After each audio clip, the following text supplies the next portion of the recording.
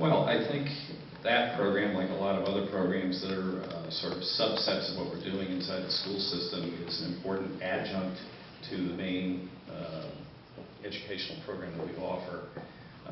You can look throughout the school system at that program, at all sorts of specialized programs at the high schools and at other school levels that can range up to elaborate things like the IBM Academy at Norwalk High, the Joint Academy with the Fire Department at Briggs, or with Norwalk Community College at Briggs for students looking for different kinds of careers.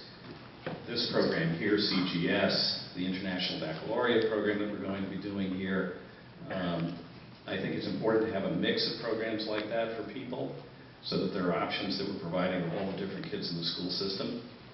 And I think one of the things that we tried to do with Manny Rivera was to develop an experimental mindset in the school system, to try out new things, try out new programs, pilot things at different schools. And I think we've done a pretty good job of developing a mindset of doing that, of trying out a lot of different things. Sometimes they don't work. Sometimes you got to change them. A good example of that would be the Parents for Literacy, or Literacy for Parents program that we had with the Teachers Union, that we experimented with it at one school. It made some progress, but it had a few dings in it.